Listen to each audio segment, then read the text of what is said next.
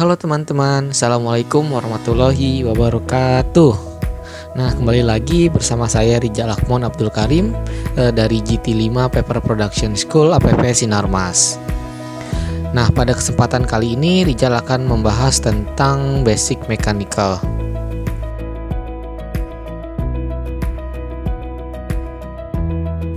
Nah, apa aja sih yang bakal dibahas pada basic mechanical kali ini? Let's check this out. Nah, ini adalah agenda presentasi yang akan Rijal bawakan pada kali ini ya. Yang pertama ada tujuan e-learning, yang kedua ada basic teori, yang ketiga adalah equipment, yang keempat ada proses kontrol, yang kelima ada troubleshooting. Nah, yang pertama ada tujuan training. Nah, tujuan training ini yang pertama adalah K3, yaitu memahami tentang kesehatan dan keselamatan kerja pada saat mengoperasikan mesin dan melaksanakan perawatan dan pemeliharaan mesin secara berkelanjutan. Yang kedua ada jenis elemen, yaitu memahami jenis-jenis elemen mesin dan masing-masing fungsinya dalam industri. Yang ketiga adalah mesin. Nah, yaitu memahami bagian elemen mesin yang diaplikasikan menjadi satu kesatuan yang utuh untuk menciptakan satu mesin sesuai dengan kebutuhan dalam industri. Yang keempat adalah maintenance, yaitu memahami tata cara melakukan perawatan dasar secara berkala sebagai bagian dari aktivitas proses produksi menurut metode TPM, yaitu Total Productive Maintenance. Nah, yang kedua adalah basic theory. Keselamatan dan kesehatan kerja atau K3 adalah semua kondisi dan faktor yang dapat berdampak pada keselamatan dan kesehatan kerja dari tenaga kerja maupun orang lain, yaitu kontraktor, pemasok, pengunjung, dan tamu di tempat kerja. Apa sih tujuan dari pengaplikasian keselamatan kerja ini? Nah, tujuan dari K3 ini adalah untuk mencegah terjadinya kecelakaan kerja dan penyakit akibat kerja. Jadi setiap pekerja wajib mematuhi dan melaksanakan aturan keselamatan dan kesehatan kerja ketika berada di tempat kerja ya. Nah, contohnya itu kita memakai alat pelindung diri atau APD yang tepat seperti safety shoes, safety helmet, earplug, masker, dan lain-lain. Nah, ada kecelakaan kerja. Nah, kecelakaan kerja adalah suatu kejadian yang mengakibatkan cedera atau mungkin kematian bagi orang atau kerusakan pada peralatan dan mesin. Berikut faktor penyebab terjadinya kecelakaan kerja, yaitu ada dua ya. Yang pertama unsafe action dan yang kedua adalah unsafe condition.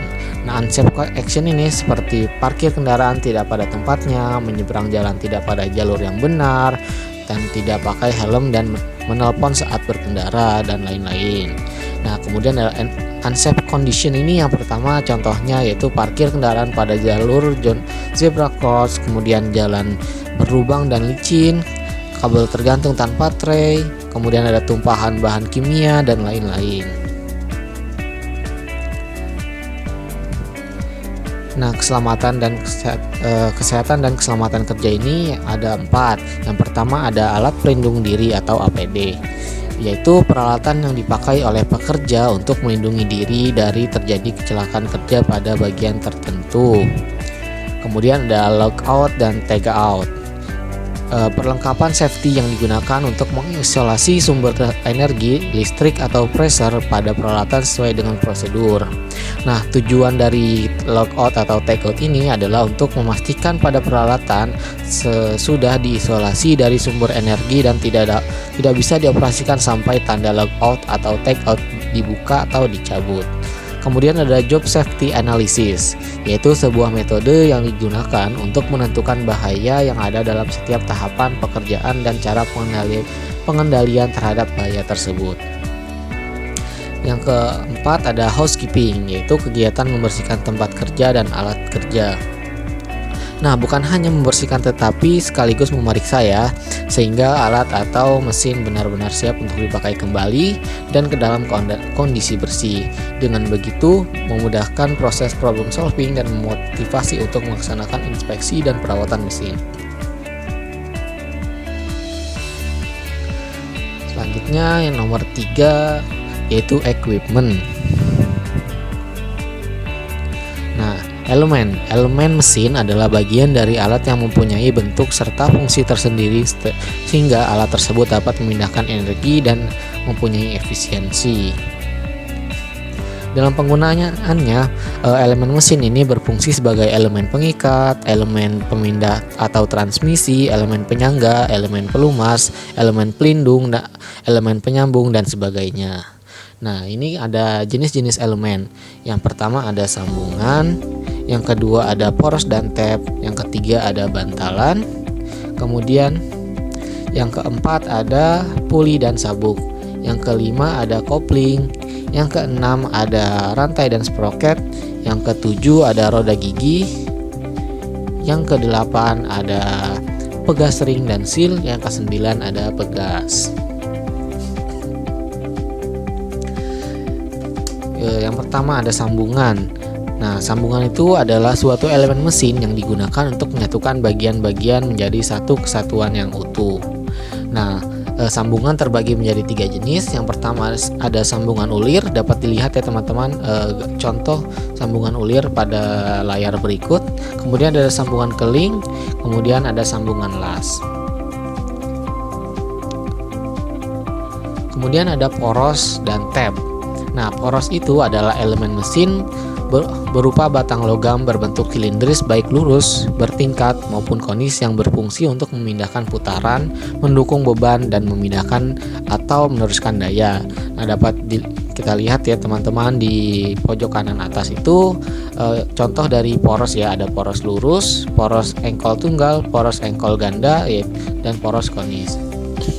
Kemudian ada tap, yaitu suatu elemen mesin dengan bantalan yang berputar, tidak meneruskan daya atau momen puntir, tetapi menahan beban lengkung akibat pembebanan langsung maupun tidak langsung. Nah, dapat kita lihat juga di sini di pojok kiri bawah ada macam-macam tap ya, ada tap pada engkol dan tap pada roda gigi pengantar. Selanjutnya ada bantalan, yaitu elemen mesin yang menumpu proses berbeban sehingga putaran dapat berlangsung secara halus, aman, dan tahan lama. Nah, bantalan terbagi dari 2 jenis. Yang pertama ada bantalan luncur, kemudian ada bantalan gelinding. Nah, kemudian ada puli. Puli adalah suatu elemen mesin yang digunakan untuk memindahkan putaran atau daya poros penggerak ke poros yang digerakkan. Nah, jenis-jenis puli dilihat dari permukaan yang bersinggungan dengan sabuk ada 7. Yang pertama ada puli permukaan rata, yang kedua ada puli permukaan cembung, yang ketiga ada puli alur tunggal, yang keempat ada puli alur majemuk, yang kelima ada puli alur V tunggal, yang keenam ada puli alur V majemuk, yang ketujuh ada puli bergigi. Dapat dilihat gambar-gambar puli pada bagian sisi kiri layar ya teman-teman. Nah, kemudian ada kopling, yaitu elemen mesin yang berfungsi untuk menyambung atau meneruskan dan memutuskan putaran dari poros penggerak ke poros yang digerakkan. Nah, contoh kopling itu ada 2, yaitu kopling tidak tetap dan kopling tetap. Kemudian ada rantai dan sproket. Rantai yaitu suatu elemen mesin yang digunakan untuk memindahkan daya atau putaran dari poros penggerak ke poros yang digerakkan. Nah, dapat kita lihat jenis-jenis rantai pada gambar pojok kanan atas, yaitu ada rantai mata, kemudian ada rantai roll. Kemudian sproket.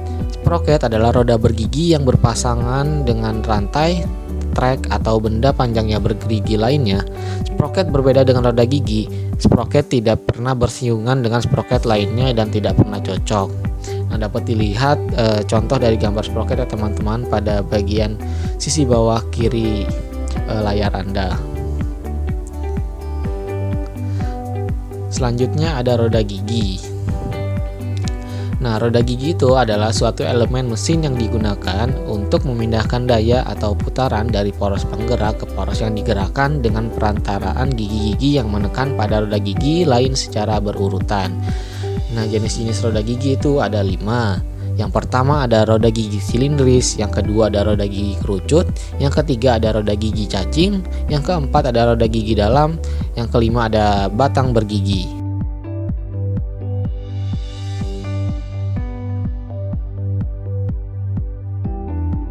Selanjutnya ada ring dan seal. Nah, ring adalah suatu elemen mesin yang digunakan untuk menjamin alat-alat transmisi terhadap poros. Dapat dilihat ya di pada kanan atas layar Anda, yaitu ada contoh-contoh ring, yaitu ring pegas luar dan ring pegas dalam. Kemudian ada seal, yaitu elemen mesin yang berfungsi untuk mencegah kebocoran fluida. Dapat kita lihat juga pada sisi kiri bawah layar Anda, yaitu ada flat ring seal, V-ring seal, dan O-ring seal. Nah, kemudian ada pegas. Pegas yaitu suatu elemen mesin yang berfungsi untuk memberikan gaya, melunakkan tumbukan, menyerap atau menyimpan energi, mengurangi atau menambah getaran. Nah, jenis-jenis pegas yaitu ada 3. Yang pertama pegas tarik, pegas tekan, dan pegas puntir. Nah, dapat kita lihat juga macam-macam pegas ya teman-teman pada layar. Kemudian yang keempat yaitu proses kontrol.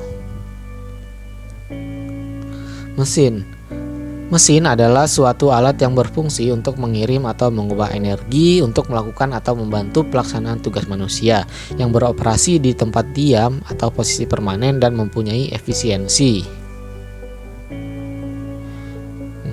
Ada jenis-jenis mesin atau contoh-contoh mesin. Yang pertama ada pompa, yang kedua ada power transmission, yang ketiga ada fan blower, yang keempat ada roll, yang kelima ada sistem hidrolik.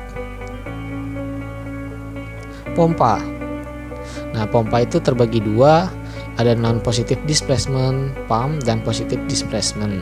Dapat kita lihat yang non-positive displacement pump yaitu yang ada di kiri layar Anda, dan yang positive displacement pump yaitu adalah gambar di pada layar kanan Anda.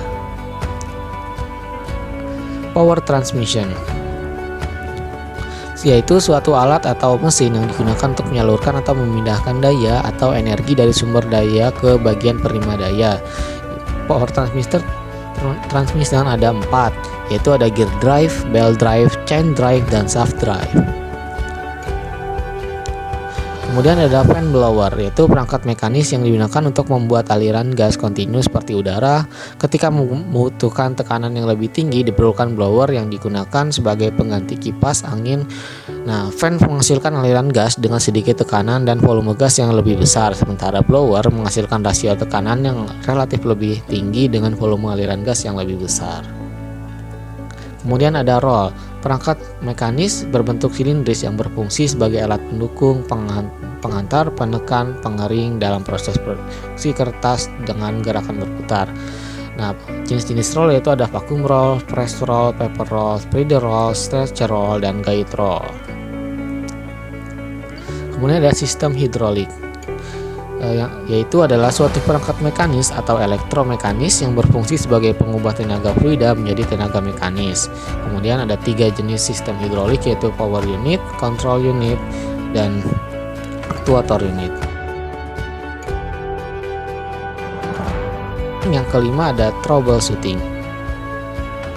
yaitu perawatan, yaitu suatu usaha atau tindakan aktivitas yang dilakukan untuk menjaga mesin tetap dalam kondisi prima. Nah, perawatan terbagi menjadi 3 jenis. Yang pertama ada preventive maintenance, yaitu aktivitas perawatan mesin yang sifatnya berupa pencegahan dan dilakukan secara rutin sesuai jadwal yang telah ditentukan, baik dalam kondisi beroperasi maupun kondisi stop. Kemudian ada tindakan perawatan yang bersifat pengamatan dengan melakukan pengukuran tertentu, nah, yaitu adalah predictive maintenance. Yang ketiga ada corrective maintenance, yaitu aktivitas perawatan yang dilakukan untuk memperbaiki mesin yang rusak. Nah, terima kasih. Sekian penjelasan dari Rijal tentang basic mechanical. Mohon lebih kurangnya mohon dimaafkan. Wassalamualaikum warahmatullahi wabarakatuh.